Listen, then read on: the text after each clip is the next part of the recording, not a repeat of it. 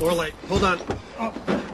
Yeah, I think I know what's going on here, and I gotta tell you, it's not a good idea. This will just take a second. I don't know, maybe you should wait until tomorrow, calm down a little, think this through. Maybe you'll be able to be more objective. You are not asleep. Come on. You are way too emotional for this. No, I'm just emotional enough. Now, if you like, you can wait in the car because I really don't plan on being here that long. What on earth? Hi, Mom. Do you have a sec to chat? Super. Lorelei, what is this? I just wanted to see how you were. That's all. I'm fine.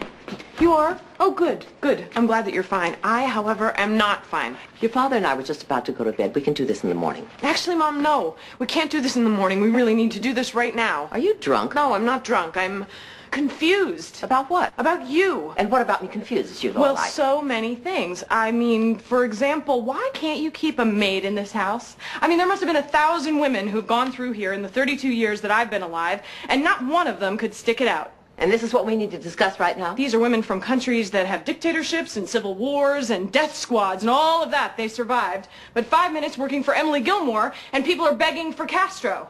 All right, I'm going to bed now. Now, why is it that when your only daughter tells you that she is getting married, you can't muster up even a little enthusiasm? Even a little fake enthusiasm? Why don't you pretend that you care?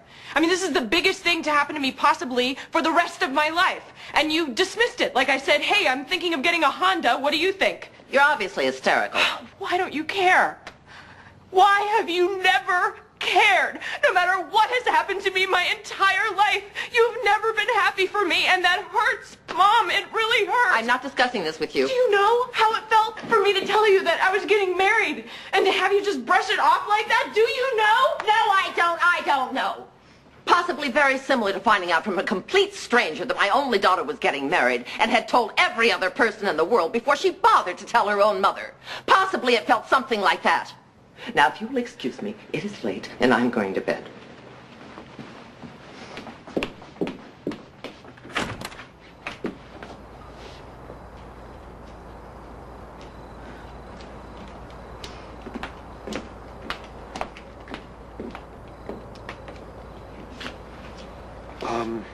My parents would really like to have lunch with you and Mr. Gilmore sometime soon.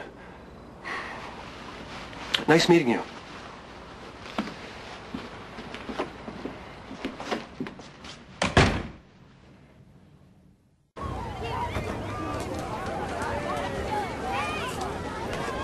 Hey.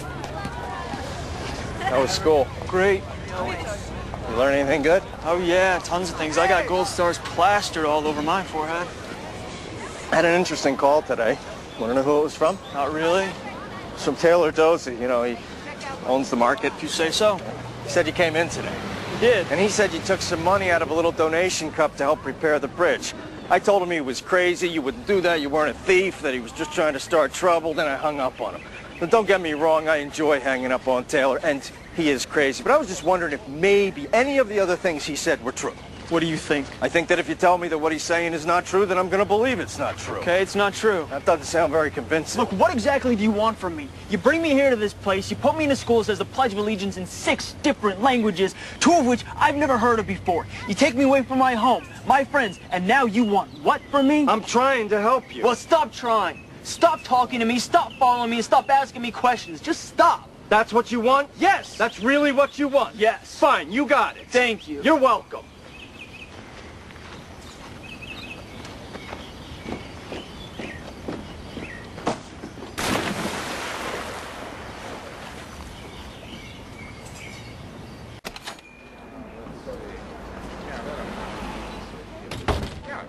Hey, good party yesterday. Yeah, not bad. Yeah, I like the new look. It was very high-class substitute teacher. Exactly what I was going for. Coffee? Oh, to go. Okay. Hey, Luke. I feel a little weird even mentioning this to you. What? Well, yesterday I saw you talking to Ava. You know, she's in my booster club. Yeah, I know who she is. Oh, good. Well, good. So anyhow, I saw you guys talking alone and seemed kind of private, and she mentioned earlier that you didn't make her, you know, gag. So I just figured you guys were making some sort of plans to hang out. And see, the thing is, I just think it would be a little weird if you started dating a Chilton mom. Look, I know I have no right to say anything to you, but it's just, if you did date her, well, I'm in the booster club with her, which means I'll hear things, and I don't know, it's just, I'd like to keep that Chilton life separate from my Stars Hollow life, so if there's any way that you could not date her, that would be really great. Boy, I tell you, you've got nerve. Okay, well, I know it's your private business. It is my private business. You don't see any validity to my side at all? I am a grown man. You cannot tell me who to date. I'm not telling you who to date, I'm telling you who not to date. You can't tell me that either. Look. I will date who I like, and if that screws with your plans, then sorry. And if you don't want to hear things, then don't listen. But if you don't like it, you can just deal with it. Okay, I'll just deal with it. Good. I just thought that if something was going to affect our friendship in some way, that you might care about that, because if the situation was reversed, then I would care, but hey, that's me, and so go ahead, date her, marry her, make her Mrs. Backwards Baseball Cap, live happily ever after, see if I care. And by the way, I wasn't asking her out. I was giving her directions for the quickest way back to Hartford. It was very romantic. I said you take a right at Deerfield and you catch the I-5 and you take it south. Oh man, hot stuff. That is so typical of you. What? That is not the quickest way back to Hartford. Everybody knows that you take Maine to Cherry to Linwood and then grab the I-11. Everybody knows that, Luke. Everybody apparently, but you.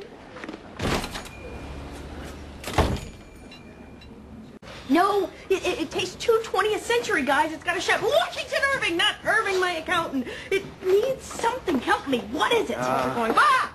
What? Ooh, room, naked room. Ah! These stupid pants won't go past my thighs. Why are you dressing in here? The bathrooms are full and the lousy madrigal singers are bogarting the supply closet, so this is the only place. They're too small. My thighs are too big. Ah, ruin, yes, but in lieu of coming up with something that would immediately reduce the size of your thighs, why don't we get you a bigger pair of pants? In a different place to dress. Definitely. Well, can you get me the supply closet? We'll take it by force if we have to. Go. Oh. Ah. Is everything under control? Oh, yeah. No, this needs something, and I cannot think of what it is. It's that tart, kind of spicy, white salt. The word is salt. You forgot the word for salt? Everything's under control. Good. Absolutely, 100%. Yeah, you're exuding confidence. Have the oxygen ready. Okay, easy. It's a bird. It's a bird.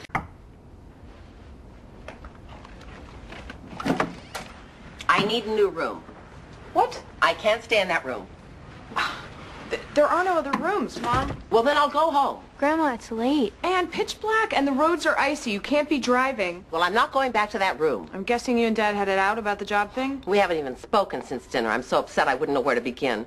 And I couldn't take being around him anymore. What he did is inexcusable. Not letting me know he left his job, as if it didn't affect me. Oh, Mom, try to calm down. Here, take this bed. Rory and I will share. I'm just a burden. You're not a burden, Mom. Well, okay. Thank you. Can I use the mirror in the bathroom for a second? Yes, I'll use the one out here.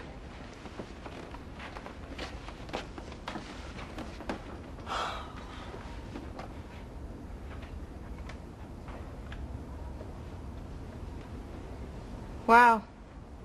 What? Behold my future. How do you turn out the light? I'll get it. I still can't believe it. Try to relax, Mom. I hope he doesn't sleep because I surely won't. Oh, Mom. These slippers you have here are hardly one size fits all. They're too big. Good night.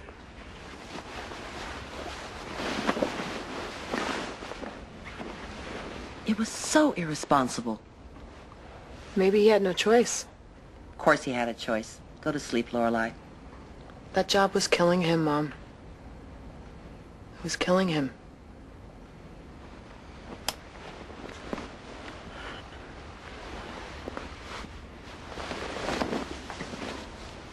I'm going for a little walk.